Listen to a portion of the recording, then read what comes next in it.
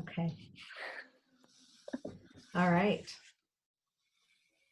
Yeah, so if you can pull the slides up just as backup. I think we've had some technical issues. I think it just depends on everybody's bandwidth. So far, you all have been great.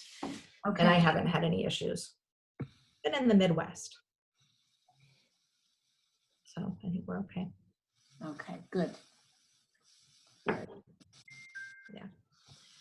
Okay, well, I think everyone's joining us today, and so happy to see you all on Monday, the day after Mother's Day. So for everyone who fits that definition, I hope you were able to relax yesterday and feel celebrated. And from all of us at rettsyndrome.org and our board and staff and families, and from around the world, we wish everybody a happy Mother's Day and know that you are loved and appreciated. And we all know that you're working double time right now.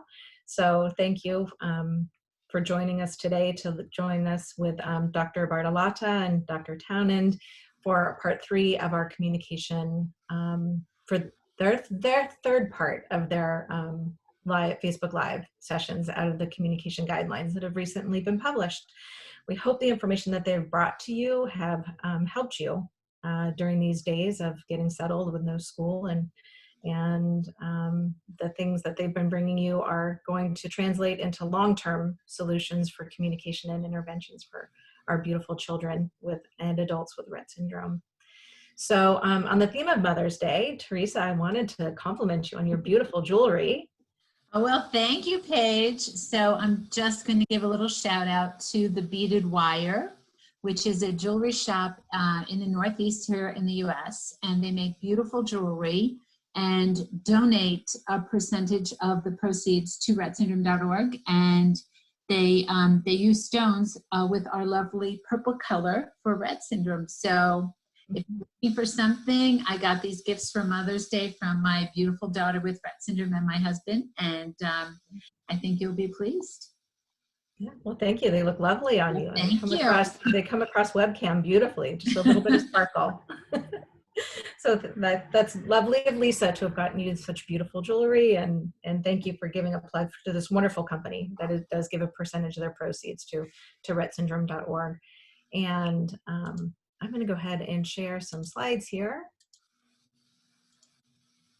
Just real quick to give a couple of updates before we launch into our material for today. So if you want to mark your calendars, we have 2 more sessions coming up after communication interventions that are calendared.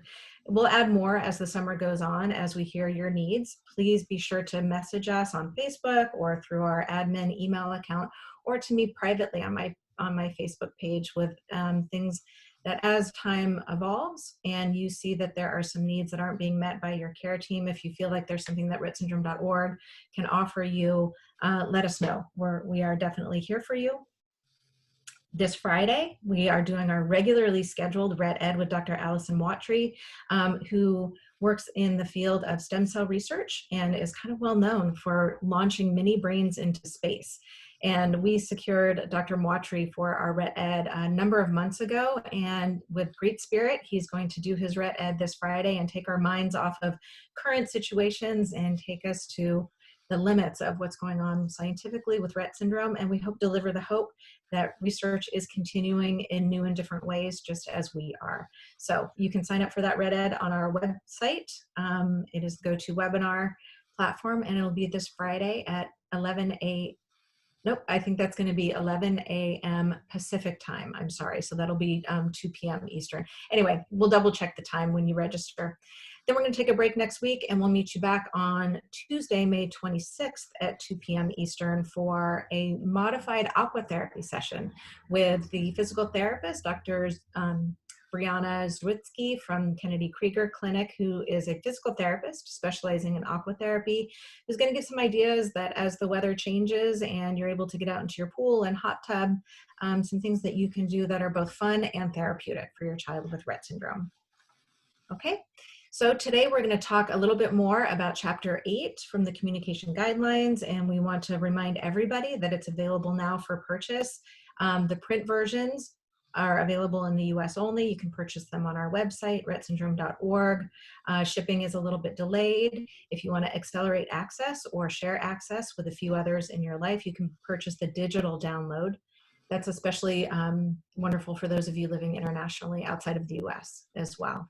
And you can get that at communication.rettsyndrome.org. And we're going to take a deeper dive in the communication guidelines today. So I do want to acknowledge that last week was Giving Tuesday Now, and it was a new response to the COVID pandemic, getting some emergency relief to nonprofits. And we really want to thank everyone who participated. We had a matching gift of $20,000 from an anonymous donor. We exceeded that match, and we brought in a total of over $67,000.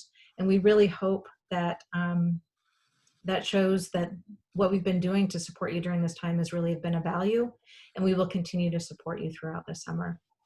If you didn't have a chance to support Giving Tuesday and running is your thing, and you're getting some running in and you'd like to participate, we have a virtual 5K coming up on June 6th.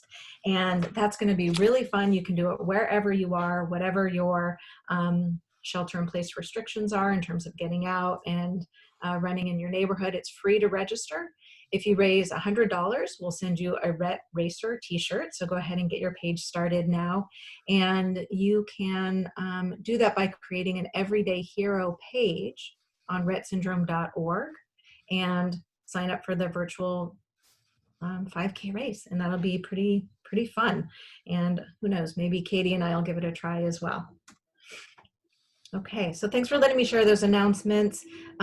We welcome you. Please say hello to us on Facebook. Tell us where you're from. And if you have any questions from our past Facebook Lives, from part 1, part 2, now's your chance to ask those questions.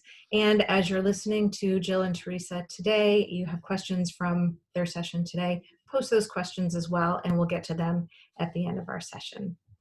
Okay, so I'm going to stop sharing my screen now and let us jump into today's material. Thank you so much to the both of you for being here, and I wish you both a happy Mother's Day. And let's turn our thoughts to communication. I'm just setting up my screen share now, so please tell me whether that works. Tell me whether you can see my screen now, and also to check that we don't have the problem that seemed to kick in last week where you got a double up on the video images from my screen as well. Oh, it all looks really good. Theresa, how about you? Okay. Looks fine. It looks great. Great. Right. Okay. Fingers crossed that we stay looking good. If there's any problem, any technical issues, I apologize. Do jump straight in and tell me so that we can deal with those quickly. But hello, everybody again. Thank you for joining us for the third week looking at intervention strategies. As Paige said, this is really our winding up of Section 8 of the guidelines, but we're also going to slip in a little bit of Section 7 today as well, because it really kind of fits well with the things that we're going to be talking about today. So as you've seen over the last couple of weeks, we have been talking about a number of intervention strategies, things that you can be really trying out and setting up at home now during this period of lockdown, when you have perhaps reduced contact with your therapists and educators, but also things that you will be able to kind of use long term and be able to discuss with your therapists and educators once things are back perhaps a little bit closer to normal. We began with some foundation strategies. The first week, if you remember back to that, talking about principles of intervention and goal setting. And during that first week, we had a real take-home message about the importance of establishing yes and no responses. And then in week 2, last week, we moved on in terms of looking at how you could develop that yes-no response and use it for something called partner-assisted scanning. If you weren't able to join us during the first 2 weeks, then I would encourage you to go back and look over the recordings on Facebook or on the rettsyndrome.org YouTube channel to pick up on those strategies, because there may be things that you would find really helpful. from there. And just as a reminder, really, that last week, after we talked about using partner-assisted scanning and how much communication could be achieved through having those yes and no responses, we also talked about how to move beyond that to develop vocabulary in order to move towards being more autonomous as a communicator. And as part of that, we looked at the need for one or more AAC systems. And we began by looking at two questions in particular. So helping you to really understand the terminology, know what the difference is in terms of aided and unaided AAC, and within the category of aided AAC, what we mean by low tech and high tech. And we began to think about where you begin. And we really focused in the second half last week on how you may go about developing vocabulary. And if you think back to that, Theresa talked you through the concepts of core and fringe words, and the need to cover a range of functions when you're looking at developing vocabulary. But we did conclude with the question about whether it was okay, whether it was acceptable to offer a more limited set of vocabulary options to somebody who you perhaps had trialled a more robust vocabulary with, and you felt was perhaps struggling for a number of reasons to access or to use that vocabulary expressively. And we concluded by saying that the communication partner should continue to use a wide, robust vocabulary system to model language. So really that was the point at which we ended last week. And we want to begin today with picking up on that idea of what do we mean by modelling language. So you may see the word just modelling. You may hear it described as aided language modelling, maybe aided language stimulation or augmented language input. And by and large, those sets of terms all describe the same or very similar strategy. And at its most simple level, it's really the idea that you as a communication partner will point to the symbols and the vocabulary that you're expecting the person with Rett syndrome or the person with any other complex communication need to be using. You'll point to those symbols as you're talking to them. Now I'm going to illustrate that with some video clips in a moment, and then that should show what I mean. But there are a number of reasons for why we would be recommending that you model using an individual's AAC system. And part of that is, if you think back, and we began to touch on this in response to one of the questions at the end of last week, is when you think about anybody who is typically developing as a language learner, so little children, that whole kind of 12, 18 months, 2 years from birth, where they're hearing language spoken around them. We're not expecting them to speak back to us before maybe 12 months of age, but they're learning all the time about the language that's being spoken around them. So with an AAC learner, we can't just expect somebody to have a system put in front of them and for them to know immediately what to do with it and how to use it. It's really important that as communication partners, we can demonstrate and we can model how to use a system, maybe how to select individual words, individual symbols. If you think back last week, Theresa talked about the difference between there being single message symbols and phrases within symbols. So if you have a high-tech device that speaks, you may want to model where to find the vocabulary, the difference between single messages and phrases, how to combine messages. But you're also validating the system as an accepted way of communicating. For somebody who's growing up in a speaking world, it's important that they can see it's viable and acceptable to use some kind of AAC system as a method of communication. So I've got a couple of videos. We've actually got 4 videos to watch now that all demonstrate different ways of modelling vocabulary and language to somebody using an AAC system.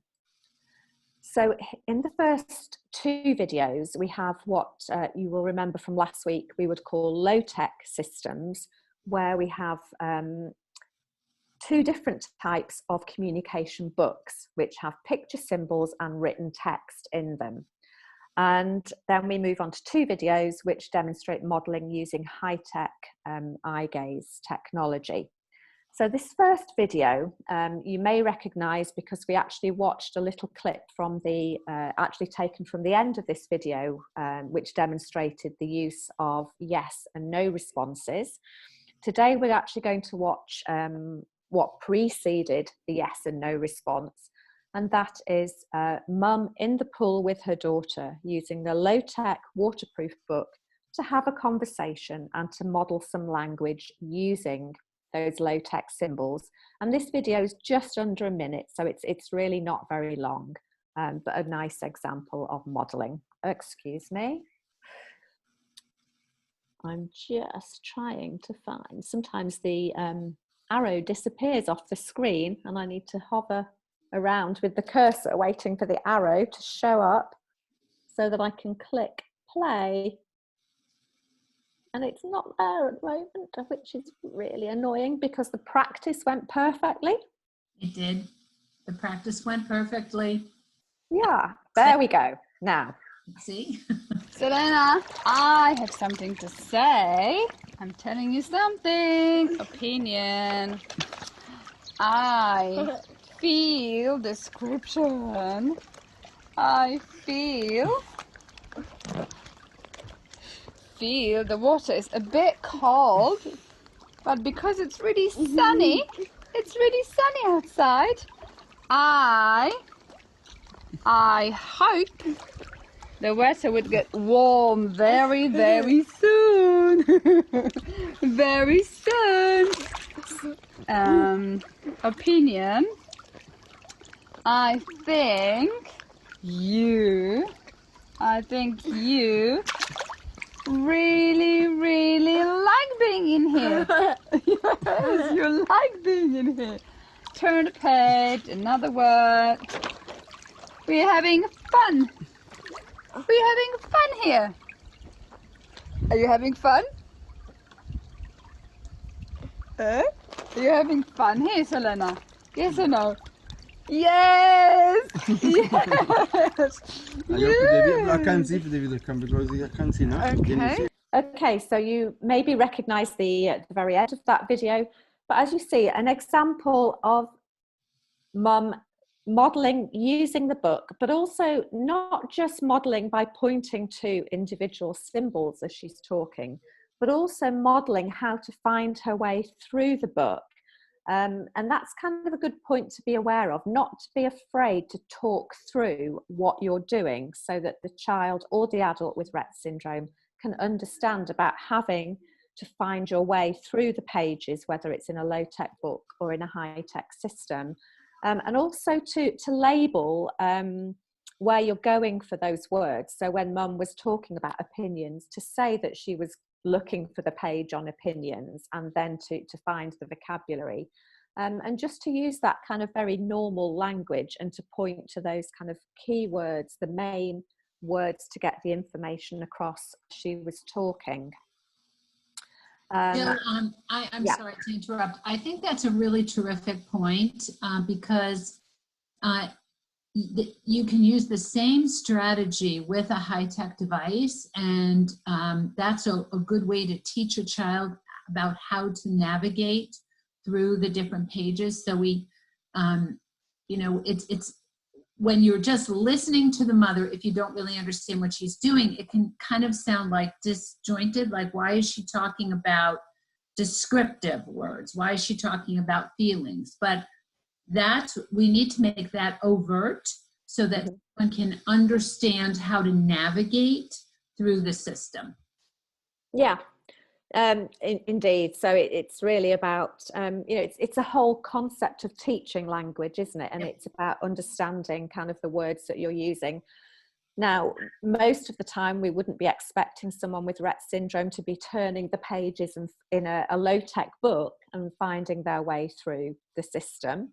but again, it's about helping them to kind of understand the structure of the language and talking through it. And certainly with a high-tech device, as Theresa said, then you would be really building somebody up towards being able to navigate through the pages themselves, using their eyes to find their way from page to page. So here we have a different style of low-tech book, and again, you may remember this from one of our previous videos in an earlier week. And this book, again, it's quite a complex book. There are lots and lots of pages in here with lots of vocabulary. But actually in this book, if you'll see at the bottom, there are a certain number of core words that are always visible, and it's the fringe words that the pages are on the pages above that need to be turned over. So this is within a baking activity. Again, an example of a small group activity. There's somebody off screen who will be directed to turn the pages, but just watch the video. This one's a little bit longer. This one's getting up to closer to 3 minutes, but I'm sure you'll agree is a good example to watch. Oh no! Sorry? I was trying not to get in the way of it. Oh yeah, I don't know when it turned itself off, but at some point. Callie, can I go to core describing? Oh. Core, and then Describe. That's number 4. I was going to say it's going to be yummy. I agree, I think it will be It's yummy. going to be yummy. You think it's going to be Yummy. I think it's going to be yummy cupcake. Is that yet? I'm going to go to more quality words. Might love the back of the tray. Let's say it's a bit difficult. Uh-oh. It's a bit difficult. Ooh. Did you girls set Daisy a hard task? I think that's why you wanted me to do it. Yeah, shaking your head, yes. Oh dear. Okay. Do you think? Is that better? That looks Good. good. What do you think, Tilly? Yeah. Do you want a describing word on here, Tilly? Yeah. Is it a bit really? Was that yes? Sorry, Tilly. Yes. Is it a bit? Oh, a bit. A bit. Do you want another word? Yeah, on this page? Yes. Is it a bit really? Oh, another one of these. It's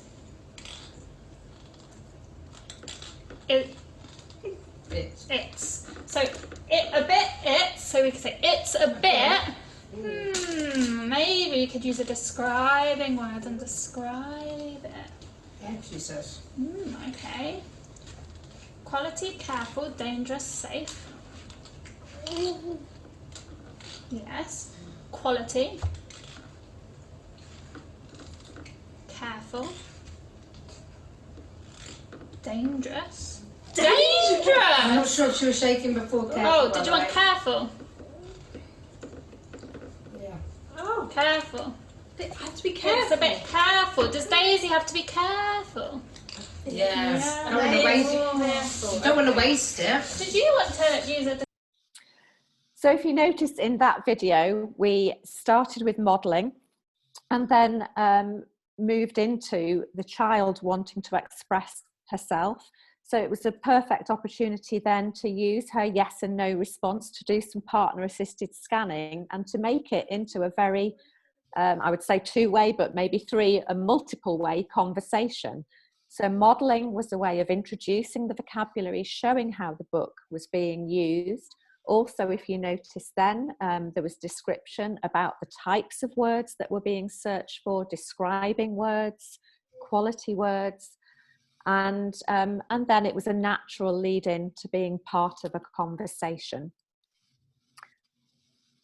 Okay, so we're going to move on now to look at the similar sort of process using a high-tech device. Now, again, you may be recognizing familiar faces in the videos that we're watching week by week, but I think it's really nice to see the same individual in multiple situations using multiple communication methods.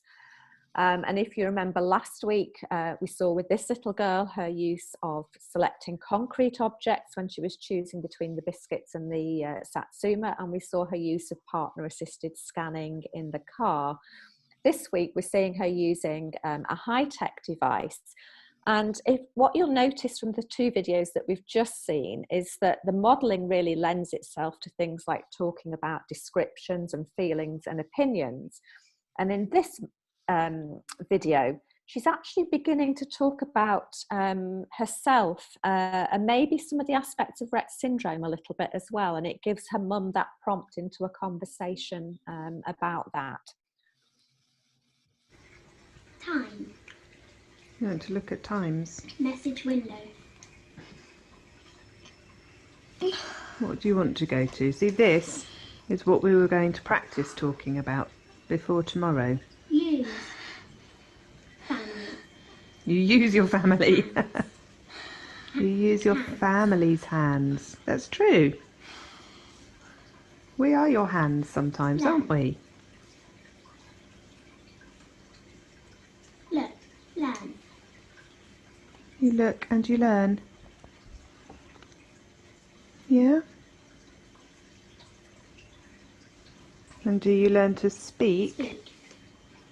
With your eyes, using your Toby, because you are smart girl. Use.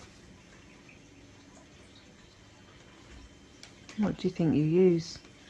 Learn. You use it to learn. You do, don't you? Hands. Learn how to use your hands. Okay. Your hands are okay. You keep saying hands okay. Your hands are not too bad. You're right. You can use them. Use. Hands. You do use your hands. That's right. But also, Hands. you use your eyes Speak. to speak to us, don't you? Hmm? You do. Because you are smart. Smart. And we are very lucky. Hmm?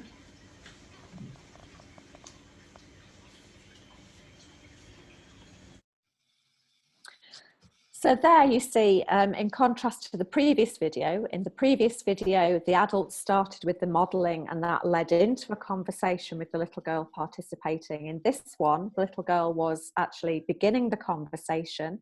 She was making selections on screen that her mum was attributing meaning to and building it into a conversation. And then that prompted mum to come in and to be using modelling as she was talking back to her daughter. And using modelling at that idea of being perhaps one step ahead, so picking up on the single selections that her daughter was making and modelling how to build those into a longer sentence with meaning and how to move it kind of one step beyond. Also showing the daughter how she was able to understand what her daughter was talking about and to build that up into a conversation. Is there anything that you want to add about the video, Theresa? I think that was great. Okay, so we're going to move on to the last video clip now, and this is also using a high-tech device and back to baking, which is a really nice kind of participatory activity. This is actually after the baking has ended, I think, and it's kind of, you know, that thing we all love to do, it's eating the cake mixture out of the bowl when you finish. But again, a really nice example of some modelling. That's why we have to wait for the icing. I know it's... Lydia, what's shoes for today? Why do I have to do that? You can't eat oven. You can't put icing on hot cakes. Before we can ice them. I know you're enjoying this cake mix, but you can't put icing on cake mix.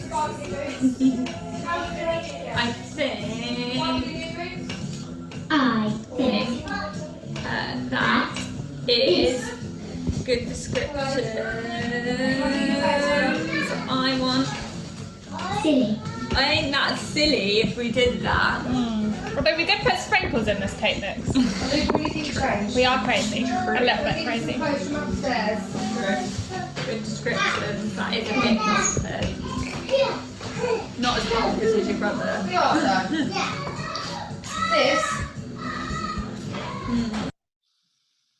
So just a short clip there, but just to show how you can be modelling alongside any activity during the day. So whether you're in the swimming pool, whether you're sitting down doing an activity at home, you introduce modelling as part and parcel of the activity and as a natural part of the conversation. So there it began with the little girl asking, why do I have to do this? And then her communication partner responding to her. But you also saw an example in this video of moving between pages on a high-tech device. And you also heard again the adult talking about the page that she was looking for good descriptions, and talking the child through navigating to further screens to build up the sentence. So I hope that between those 4 videos, you've got some sense of what we mean when we talk about modelling. So really, whatever stage and whatever level of vocabulary you're using with somebody, it's always a good idea for you as a communication partner to be modelling. And it's something that you should really just spend some time practicing when you're on your own, getting used to finding your own way around the system so that you can begin to feel a little bit more confident when you're with the person with Rett syndrome. But even if you're not so confident when you're with them and you're not so sure with your own way around the system, don't be worried about making a fool of yourself. You can talk through, the difficulties you're having in finding something. You can talk about the word you're looking for, and the person with Rett syndrome can actually see you searching for the word as well, and know that it's acceptable and it's fine and it's normal to be searching for the word that you want to use. So we've talked about the difference in systems, and we've talked about where you might begin. What we want to go on and do now really for the rest of today's session is to think about how you choose between systems. And I'm just quickly going to say that it is absolutely fine, as we've said before when we've talked about multimodal communication, it's absolutely fine for an individual to have more than one system at a time. And we would particularly recommend that actually, if you have a high-tech system, you always have a low-tech backup. So ideally, we would be looking for somebody to have both a low-tech and a high-tech system, because actually they're suited to different environments and different situations. And we've really talked about that in previous weeks.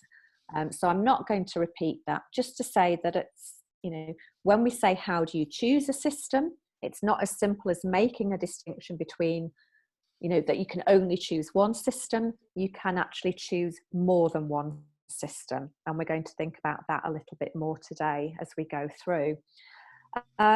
We've said before, I think, that the primary purpose of the device should always be communication, and a secondary purpose can be for education reasons. It is acceptable to use the same device across communication and learning activities. So, for example, to access the curriculum in school, that could be done on the same high-tech device that somebody is using for communication, but they should still always be able to access their full vocabulary for communication. It should never be that an education grid is given that is locked and the child or the adult can't get to their normal full vocabulary for communication. And actually what we find in a lot of cases is that individuals with Rett syndrome often express a preference for using a low-tech system for academic tasks and to reserve the high-tech system for communication. So, if you're in that education setting and you want to think about what system to use, maybe also look at the individual and think about what their preferences might be, maybe talk it through with them and think about how you fit together high-tech and low-tech systems in that setting. I'm running through some really quick points here. These are all things that we talk about in Section 8 of the guidelines. And we know from all the examples we had from the survey responses across the world, and from both parents and from professionals, that aided AAC can be introduced and used successfully in adulthood. And you'll recognise that we've been seeing photographs through the webcasts that we've been doing on Facebook over recent weeks, that we have shown pictures of adults in different situations using their high-tech device, or maybe even using a low-tech device as an aided AAC method in different settings and different situations. And in Section 8, we do have two really lovely stories that parents have shared with us and gave us consent to put into the guidelines about their adult daughter, who, and in both cases with these two case stories, those were young ladies that were introduced to using eye gaze devices when they were in their 30s. Now, it's going to be too small for you to read these stories on screen, but I do encourage you to go into the guidelines and have a look at those stories, because they really are good examples to show you that it is possible to introduce something later in life and for somebody to use it. And if we have a look, I'm going to pick just one paragraph from the story on the right, and just to read it out to you now. And this is the mum's opinion, and she's talking about what a difference having an eye gaze device has made for her daughter, who is in her 30s, and how it's actually made other people view her differently, and actually begin to believe that she does understand and has things to say. But mum goes on to say, however, not everything she says is what I want to hear. But I have come to terms with this and discussed things with her. Only 2 weeks into her trial, so that's a trial of an eye gaze device, she waited for me to leave the room and said to her friends, I want to talk. I want to talk alone. Nobody understands how I feel. I am frustrated. It upset me very much, but on reflection, no matter how hard we try, we probably don't really know how it feels to have Rett syndrome. At least now Pauline can express herself and we can talk through it with her. And I think it's just a really nice example of how somebody introduced to something later in life is really finding her own voice and her own means of expression through using eye gaze technology. We also say in the guidelines, and again very much based on the experiences shared with us during the development of the guidelines, that aided AAC can be used with individuals who are ambulatory, but that portability is one of the important considerations when you're choosing a system. And you may recognise again some of the photos that we've shared in previous weeks of individuals who are able to walk around, and just different ways that you can potentially have a system mounted on a floor stand, but Theresa is going to go on and talk about that a little later on. And actually the idea of how you would choose a device based on things like portability really fits in with some of the advice that we give in Section 7, assessment of AAC system or device. So the next portion of the webcast now is going to be led by Theresa. And that's really thinking about some of those choices that you make when you're thinking about what kinds of AAC system you want to be using. Thanks, Jill. And as Jill mentioned, we go into quite a lot of detail about each of these points in the guidelines. And what we'll do today is just go through them quickly to give you an overview and give you some examples. But I do direct you to those for lots of examples and ideas about how to utilize each of these recommendations in your own life. So Jill mentioned trial periods. A trial is when someone gets to test out a device, and this is for a low-tech or a high-tech system. It is unreasonable to expect that someone with Rett syndrome can be demonstrated or shown a device, and within an hour or so a decision can be made as to whether or not that is the way that the person will be able to communicate.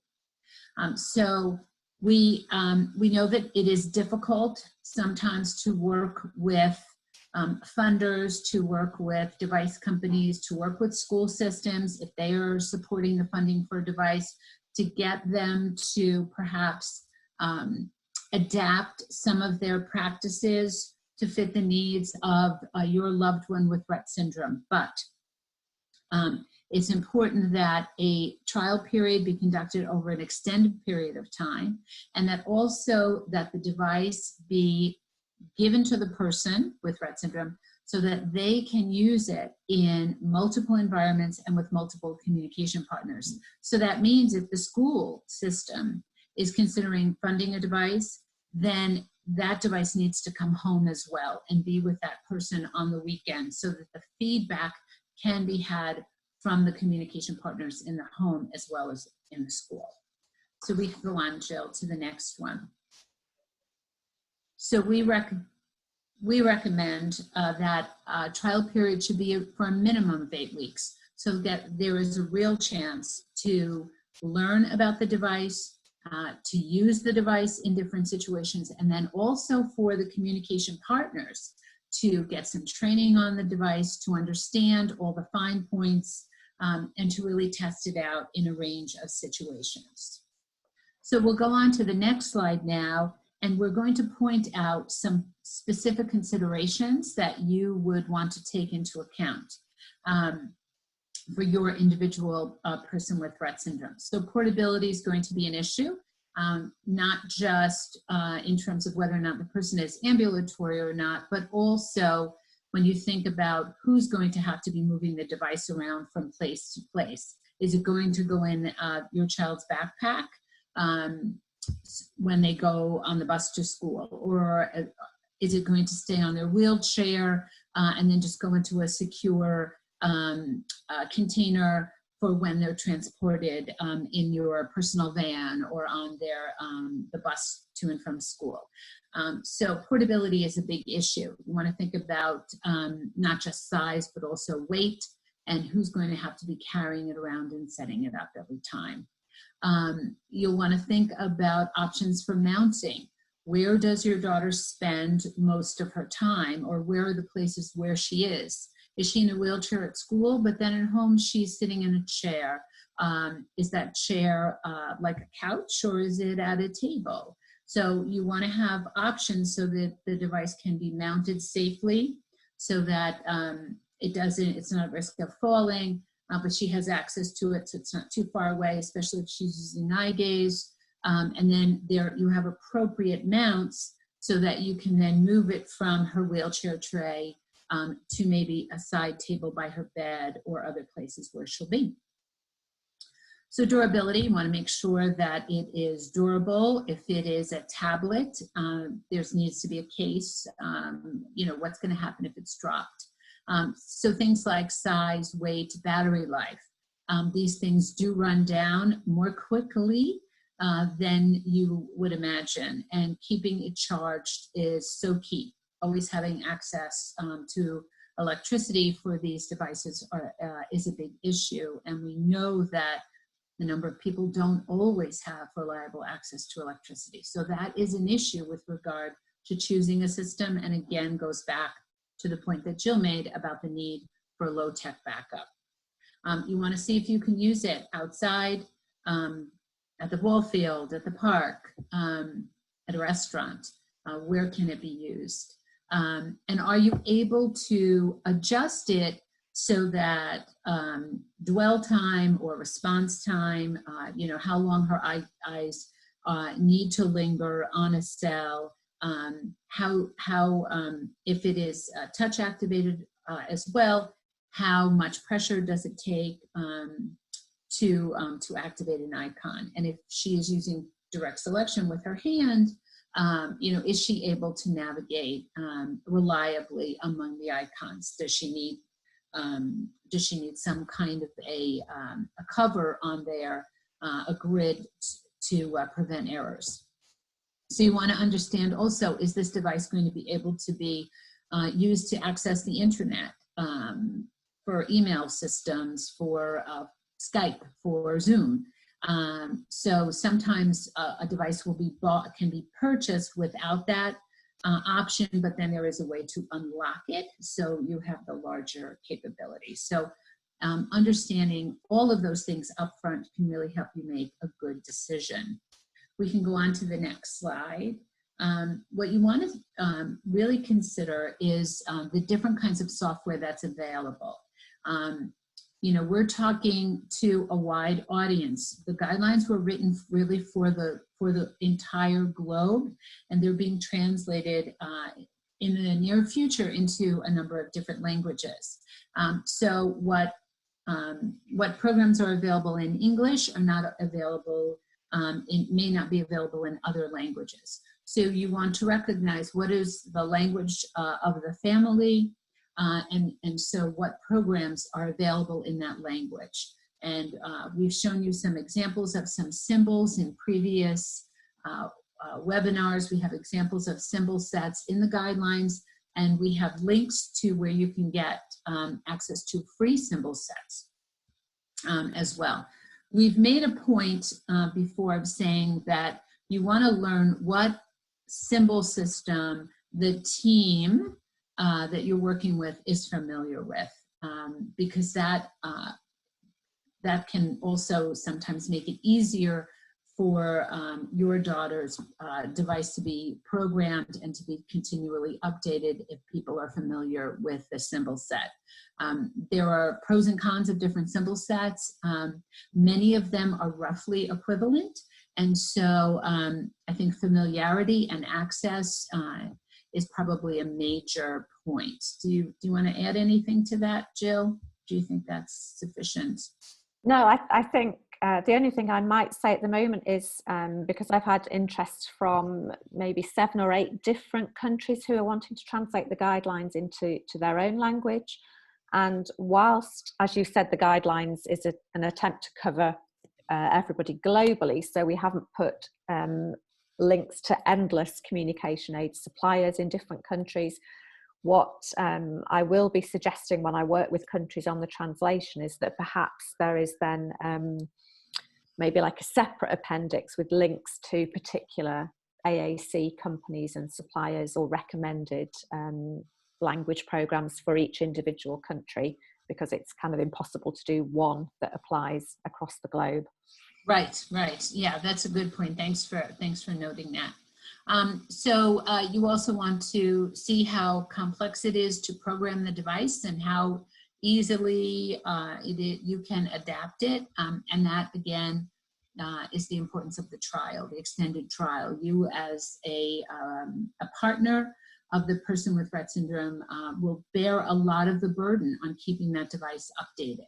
So you've got to see how hard or challenging it is for you.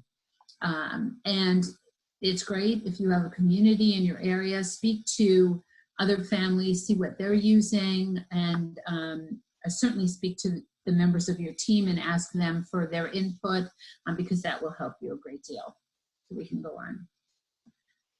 So you also want to find out about the support and training that's offered by the supplier. Often the support is free and will go on long after the trial period, after the device is purchased.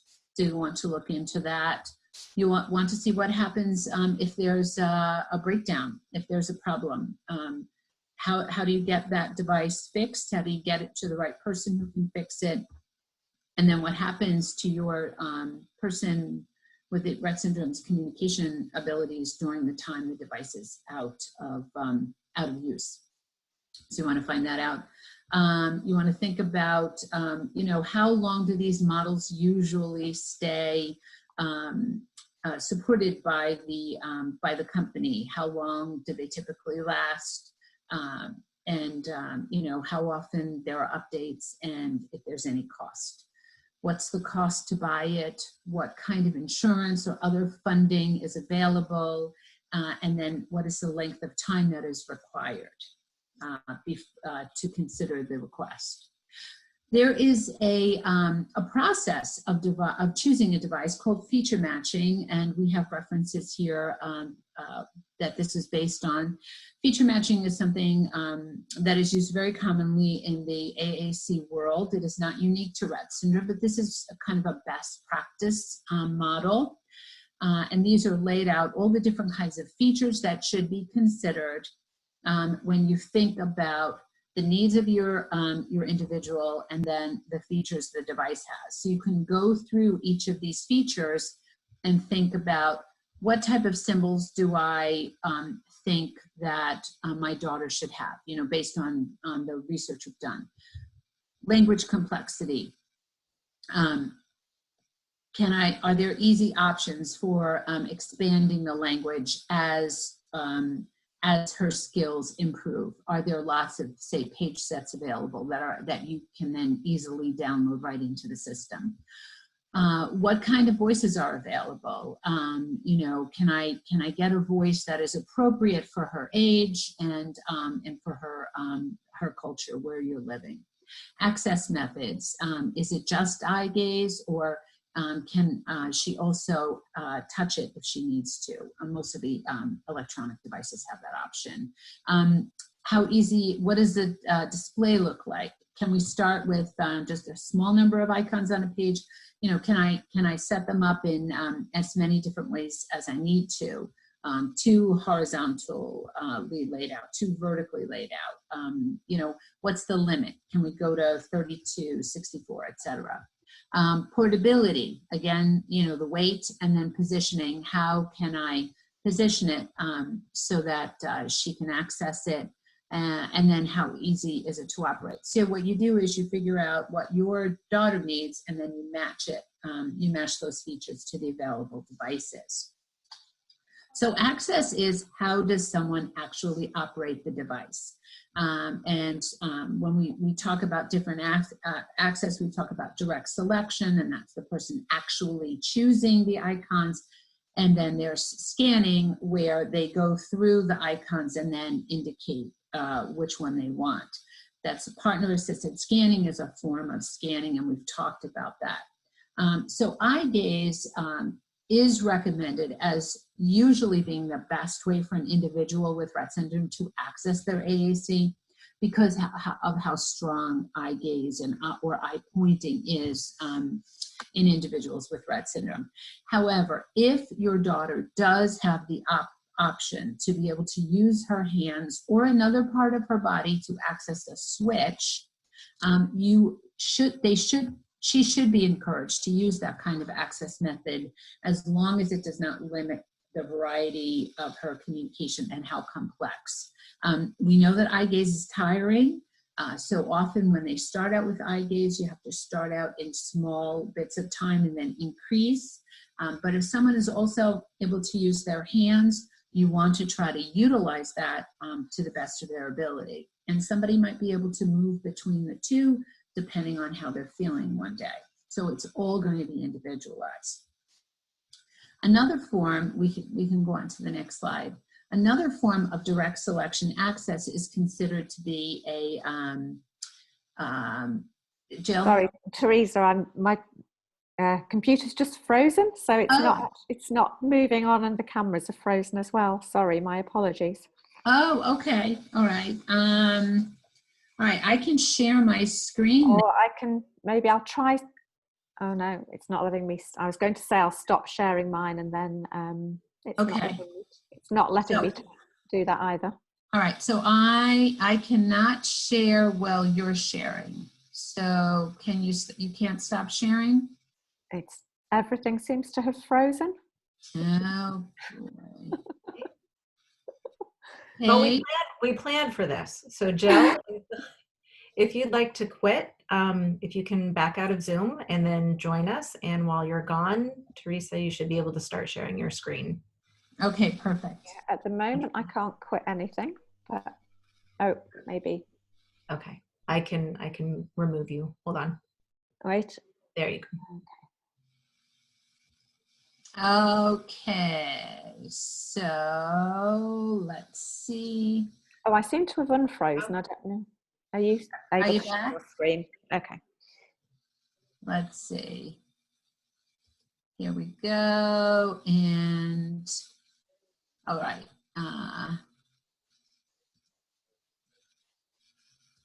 And whose desktop are we bringing up?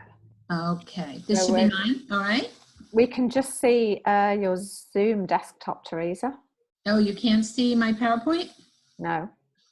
I could try and share mine again now if you like. I've unfrozen. All right, let's see. Let me see if you can see it. Can you see it? Thanks for your patience. We're across multiple time zones Yes. and geographies. Okay, so if you just put that into slide presentation mode, it's... There we go. There we go. Yeah, perfect. Okay, sorry about that. So another form of direct selection is called a head pointer, and that is something that is fixed to the individual's head and can be used for direct selection. And however, if someone is going to be used something like that, if you want to trial it, they should have pretty good head control. And we've mentioned that scanning can be used if an individual is not able to use direct selection, and we've talked with you a great deal already about partner-assisted scanning. The following kinds of forms of aided AC can be appropriate for individuals with Rett syndrome, and one example is an eye gaze board called an e-tran or an eye transfer frame. And I believe, Jill, your version had photos. I don't have those photos. So eye gaze boards are held up, and then the individual with Rett syndrome looks at them, and usually the partner stands behind the board, and there's usually a cutout center, and you watch them and you see where their eyes go. You can look up e-tran for some images online. We also have images of e-tran boards on in the guidelines. And we have shown some pictures in the last 2 weeks as well. Yes, so in the collection of photographs that we. So e-trans are non-electronic. They are low tech, but they are great ways to maybe get somebody started with using eye gaze before you go to the use of eye tracking, which is where you have a computer fitted with an eye tracker. So those are cameras that activate in response to movements of the eyes, and that's how a lot of individuals are using electronic devices by using eye tracking technology. There's a myth that you cannot use eye tracking technology with someone who is ambulatory, but you actually can.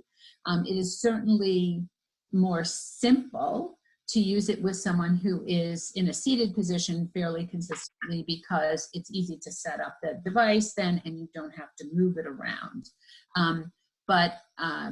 You can think about, you can be creative in terms of where you place a device. You can put it on a table that they could typically walk by, and you set the cameras so that when they're standing, the cameras are at the right height and angle to be able to be used.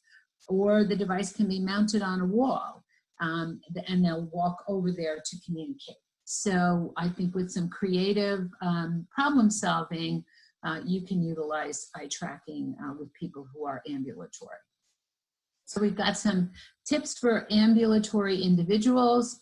You can use the device when they're seated, and you can then use a low-tech device or book when they are kind of on the move, like you saw that little girl in the pool earlier. Supported seating may help, so it helps put them in the right, with really good posture, so that they can access the cameras. And as I mentioned, designate a special spot, but you need to put it in a place where they can have access to it. You want to make sure the device is turned on and ready to use at all times, and that's something that we want to say about communication. Someone needs to have access to their voice at all times, whether that be high tech or low tech.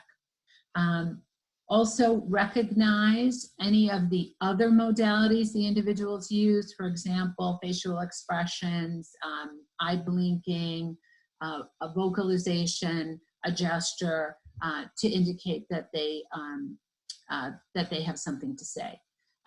So a low-tech language system can be used in conjunction with a high-tech for situations when the high-tech option is not appropriate. A lot of families print off page sets, put them in a book or a binder so that they can then take them home, use them in different situations, and the individual then has a great deal of familiarity with the vocabulary and how it's laid out, because that's how it looks on their high-tech device. So that's something to think about.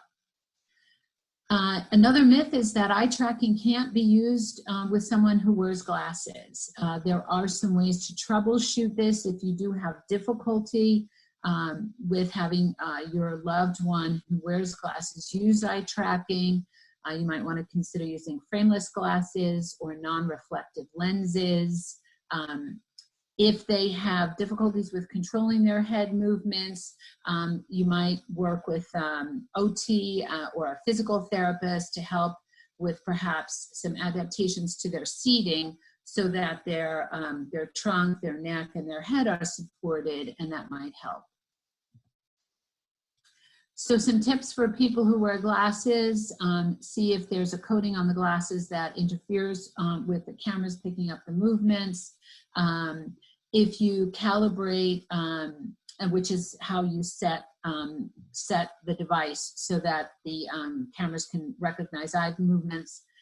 If the calibration is made without glasses and then the individual puts their glasses on and now the cameras are not responding, then you go ahead and recalibrate with the glasses on, and that might help you.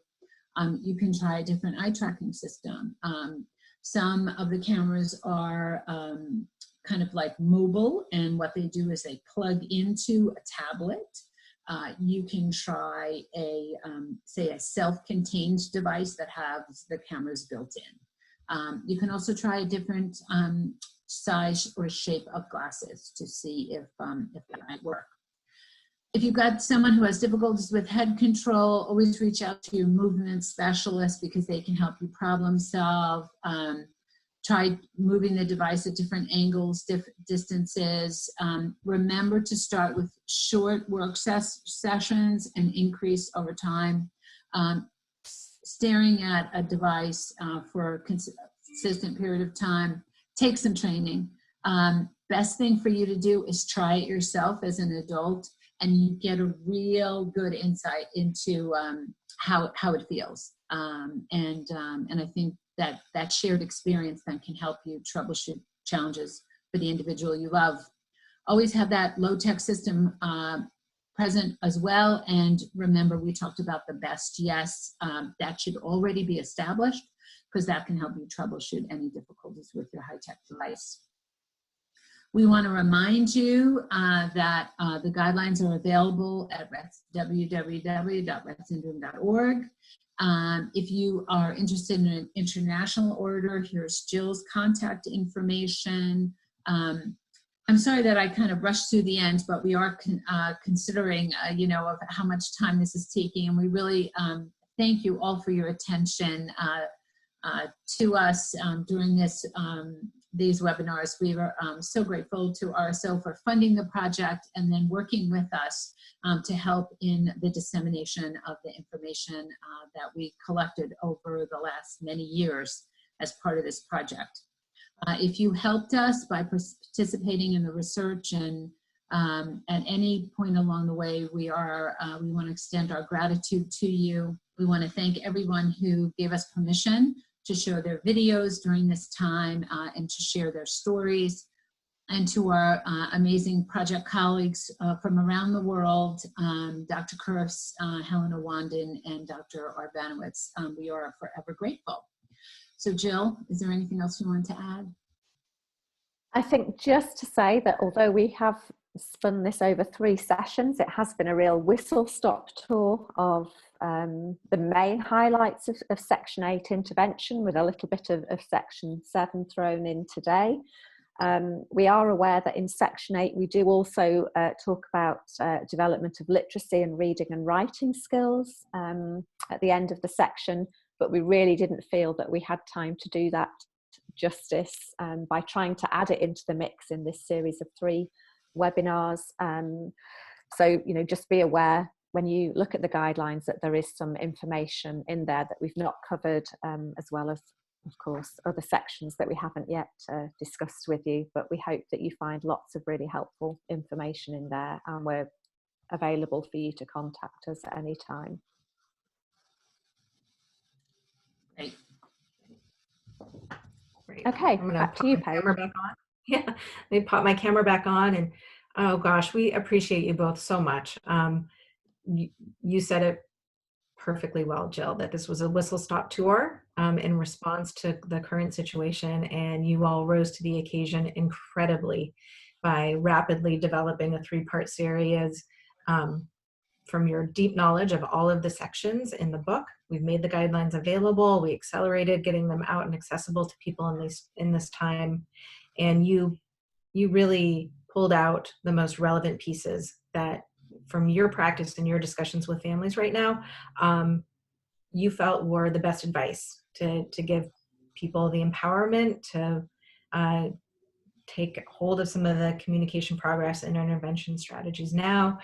And we know that this isn't the end of our relationship, that this is a fluid, ongoing process and project between our association, the other associations around the world, and with the collective research and author team. So although we're saying goodbye for our 3-part series, we are in no way abandoning anyone on their journey towards better communication for their child with Rett syndrome, and we really value your relationship. So on that note, if you have a few minutes, we do have a few questions that came into the queue, and if we can take those, then we'll be able to, oh, let me see, the chat went away. There we go. Okay, so some questions that came in from Facebook. Going back to the beginning of the presentation, we had a parent ask if it's okay for a person with Rett syndrome to see their communication partner make a mistake with their communication device or system. What are your thoughts on that? I'd say absolutely. Fine. Yeah. I mean, we're all, you know, it's normal life. We're all human. We're not perfect. And I think it's actually really important that people with Rett syndrome see that their communication partners make mistakes, and that we're not all doing everything perfectly right and they're the ones that are struggling. We're all kind of in this together, finding our way around. So yeah, I actually think it's really helpful if they can see you make a mistake. And like I think I said, you know, as you're trying to find your way around something, talk through what you're doing. Help them to walk through the process with you, and to understand that you're having to kind of find your way around something, or if you've gone to the wrong page or you've hit the wrong button, then give the feedback, talk about it, make it meaningful, part of the learning process. Do you agree, Theresa? Yes, perfect.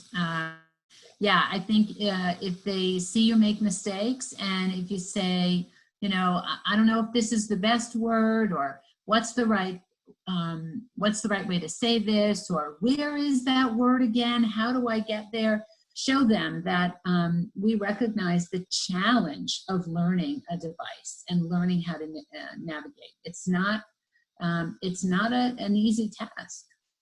Mm-hmm. Yeah, I think that's a good message across communication, therapy, all areas of our lives, for all of us. It's okay to make mistakes. Yeah, and I think that's important for communication partners to take on board as well. A lot of people who, when they're first particularly confronted by something, feel really embarrassed maybe about using something that they're not familiar with, they're not so comfortable with, and maybe feel embarrassed in using it in front of other members of the family, other colleagues at work, if you're in a school setting or a daycare setting, or out in public. But you know, you kind of have to set that to one side and just say, acknowledge it's okay to do something that might look a bit different to other people, and it's okay to make a mistake, and to, you know, I don't have to be perfect, but this is important that it becomes an acceptable way of communicating, so we're in it together. Mm-hmm. Yep. And I think when we're dealing with extreme praxia as well, that it's not only natural for anyone to make mistakes, but it's also natural for us to need extra time. Yeah. Yes. Right? Yes. And that really also lends to what can feel like awkward pauses for the person who's the new communication partner, to allow the person with Rett syndrome time to give response to. That's difficult. And I think it's, I mean, we talked when we went, if you think of the Facebook Live we did earlier in March, so before this series of 3, but we did the one on the section around engagement strategies, and we talked then about the importance of waiting, but also getting to know the person and knowing that they will fluctuate at different times according to what's happening with their body or what's happening around them. But I think sometimes it's easy, for me to sit here now and say, you've got to wait, or acknowledge that it's important to wait. And sometimes when you're there in the moment, it feels quite difficult to do that. As you say, it feels like an awkward pause. And there's a temptation to want to rush in and speak for somebody, or to say what you think they're going to say, instead of just standing back and waiting. So it's, just by saying now, yes, wait, I'm not saying you're going to find it automatically easy to do. It's, again, that's all part of the learning curve for the communication partner, as well as the person with Rett syndrome. It's kind of learning about your own communication style and how to modify that. Yes, in my dealings with students, and I've worked with so many students, mostly speech language pathologists, future speech language pathologists. And a message that I give to them all the time is to be comfortable with silence, that we need to give the person with the communication problem the time and the space to give us whatever response they're going to give us. And it's not helpful to say, what do you want? Oh, yeah, what do you want? To keep repeating your question, to try to fill the time.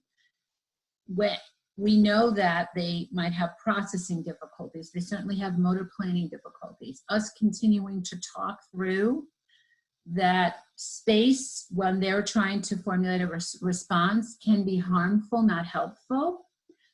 When they really need maybe to focus all of their energies, their cognitive energies, on generating a response. So the worst thing we can do is try to fill that.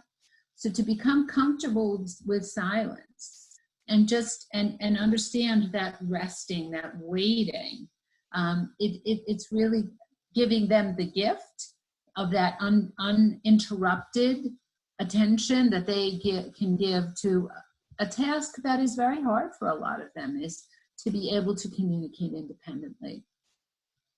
So we have to be comfortable with that waiting. Thank you. Yeah, and thank you to the parent that asked that question, because I think it's really important that everybody sees us making mistakes. We're not professionals. We're doing the best we can. And especially as we move to integrating more communication methods, whether it's low tech or high tech, and you're bouncing back and forth and you're trying to flip books and plug in devices and all of these things, we're not going to be perfect. And we don't expect our children to be either. And it will take time to develop that communication relationship, especially as you're adding in all of these different avenues of communication on top of their own regulation, apraxia, medical issues. It's a very complex thing. So give yourself some grace, make mistakes, and make a joke out of it. Everyone needs a good laugh. So, and we know our kids love humor. Okay, the next question is, I think this also goes back to the earlier part of the presentation about the grids. And are those available anywhere for download, or do you have some recommendations? Are you referring to a particular grid, or in the last week we made reference to, and we gave some URL kind of links, some website links for some free resources. So those were largely based around Project Core, and I think, without it in front of me, if you just Google Project Core, or www.projectcore.com, I think, and get to the website, there are a number of different grids in different sizes with different symbol sets that are available there as kind of core words. What we've tried to do in the guidelines is signpost people to some free resources, because we're aware not everybody has access to the funding, but also because there is a variation across countries, and we're, as Theresa said today, we're aiming the guidelines globally. But as I also said, one of the things that I would aim to do with different countries when we're working on translations is maybe we have one of the parts of the appendix in the guidelines, which is a link to those free resources. I would recommend that countries maybe did a supplementary section to that appendix as a separate document that can be kept updated by the country with links to suppliers and resources that are relevant for that particular country. Okay, thank you. And we'll go ahead and put that URL in the Facebook comments. Thanks for asking that. And we also know that access to these resources are kind of all on its head right now, right? So things that were the accustomed channels at the time of publication may be changing or have changed already. So we'll continue to people recommendations. I mean, now is actually, in many ways, now is a good time to look around at some of the companies who have made access to some things easier because of the time of lockdown. So things that you maybe would traditionally have to pay for, they've given kind of extended periods with free trials, you know, maybe 90 days instead of 30 or whatever, and sort of access to different resources online. So it you know, it is worth having a look now to see what you can access with a free trial to test something out. It's a great comment, and it's a reference. I think we have another recording from last month that we published with Judy LaRiviere, who really focused on some things that the different companies are making available through the end of June for free download that usually come with a cost. So I'll take you to the webpage and show you where you can access that. That's rettsyndrome.org/COVID-19 resources, and we'll go through that. Okay, the last question we have in the queue is kind of a fun one, and I think would be really appealing if the answer is yes to quite a few of our kids. And it's a parent who's asking if you have seen, are there any Harry Potter guided reading books for the Toby? It's very specific, but a fun question. We stumped you. My you need to research and come back. My honest answer is I don't know, but I can go away and find out. Yeah, I've never looked for that, so I don't know. You know, there's so many things that are available for, you know, that people have shared, but I don't know. I don't know. Yeah, okay, I don't know, but we can. I know the different cast members are doing free readings of certain chapters right now, which is wonderful. And we're big Harry Potter fans in our house. Katie can access all the books through Audible. I'm not giving a plug to Audible, but through her Toby. And this was not my question. This was another parent's question. So yeah, well, yes, my answer is I don't know, but I can try and find out. At least ask around the people that I know. That would be great if there were some guided reading books. Very wonderful series. And I think great because they can watch the movies, right? And then read the books if we find, and you could do some, you know, comparative essays and questions. Yeah, and actually, if anybody who's listening to this now knows, then please do write into the Facebook comments and let us know. Yes. Share. Okay. All right. Well, we've gone. We're kind of right at the hour of your presentation material, and again, we cannot thank you all enough for the work that you did and the years of research, expanding your research to a global level. Who knew just how incredibly resourceful this material would be, and the timing of it would be so helpful. The attendance on our Facebook Live really shows us that you all are spot on, that you're filling a need that many of our parents and caregivers and SLPs and AAC specialists really need right now. And as we knew even before these times, that this was a huge need within our community. So I think you've really given us the sense that if we believe in our kids and we're willing to take on the hard work, they can communicate. It can progress in communication and literacy. Don't be afraid to begin at the beginning. Use low tech, use high tech, but just believe in them. Integrate communication into all aspects of life. It is not a discrete effort. Should not be separate from therapy or family time. You know, shouldn't be something that just happens at school or only happens in a clinic. It should be pervasive in their life. They deserve to have their voice available to them at all times.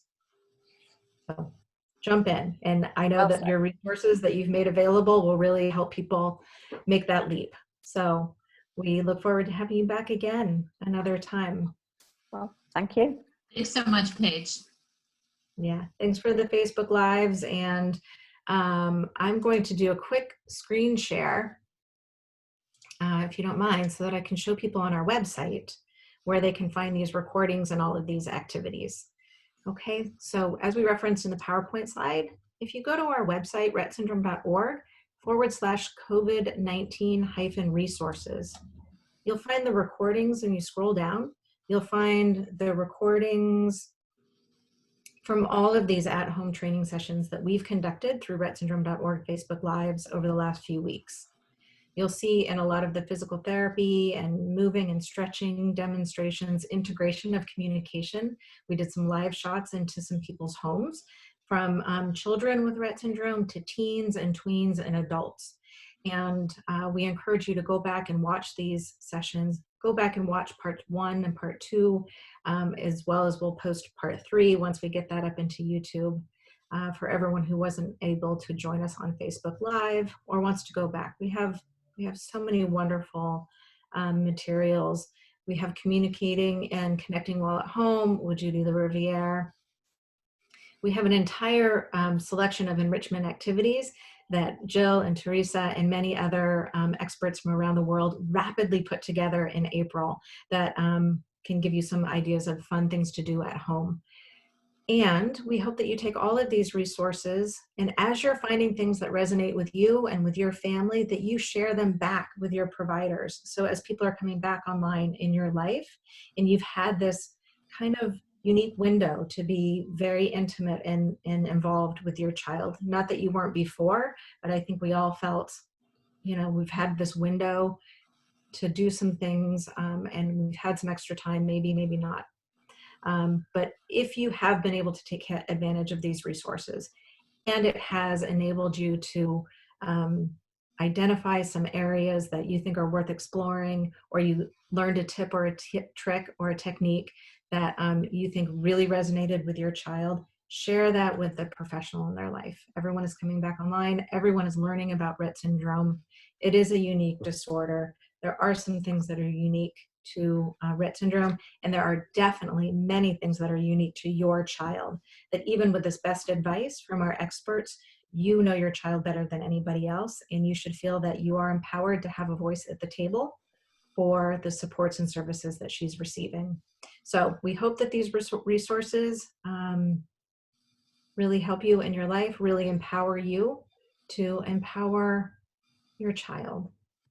And on that note, I'm just going to bring us to an end and say, thanks for being with us today. Come back and be with us on Friday to talk some science. Join us again. And it's at 1 p.m. Eastern. I did correct the time on that slide. And come back with us on May 26th for some modified aqua therapy at home. In closing, I'm going to thank our supporters who joined us at the beginning of the calendar year: Acadia Pharmaceuticals, Greenwich Biosciences, and Neuron Pharmaceuticals. They all really believe in continuous education while we search for real treatments and a cure for Rett syndrome. So we thank these partners for being with us. Okay, and that ends our session for today. And we'll talk to you all again. Be well, be healthy, and again, a happy Mother's Day to everybody who fits that definition that's been with us today. Bye. Okay. Bye-bye, thanks. Bye-bye.